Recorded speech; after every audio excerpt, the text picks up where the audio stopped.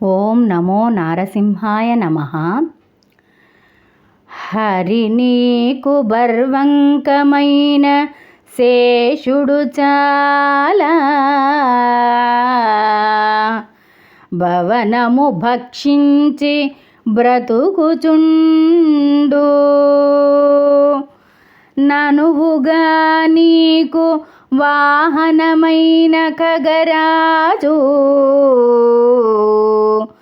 గొప్ప పామును నోట గొరుకుచుండు.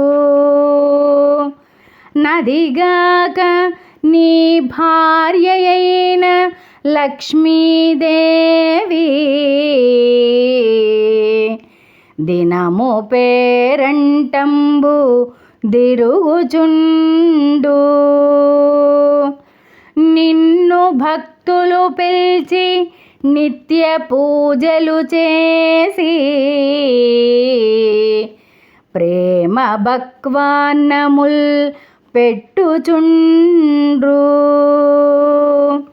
స్పష్టముగా నీకు గ్రాసము జరుగుచుండ,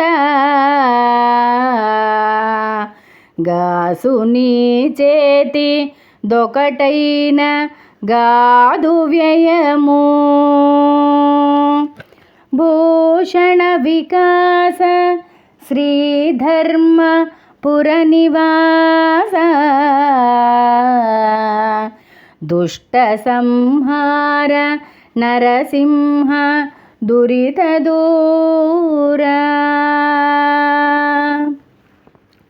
తాత్పర్యము: ఓ శ్రీహరి, నరసింహ, నీకు పాన్పుగానున్న శేషుడు గాలిని భక్షించి బ్రతుకుతుంటాడు.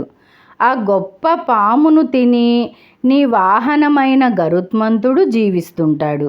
అంతేగాక నీ భార్య అయిన లక్ష్మీదేవి కూడా ప్రతిదినము పేరంటములకు పోయి తన గ్రాసమును తను చూసుకుంటుంది. భక్తులు నిన్ను పూజించి ప్రేమతో పంచభక్ష్యాన్నాదులొసంగుతారు. ఇంత స్పష్టముగా ఏ దిగులు లేకుండా నీకు మృష్టాన్నము లభించుచుండగా నీ చేతి చిల్లిగవ్వ కూడా ఖర్చు కాదు కదా. ఆహా, ఏమి భాగ్యము!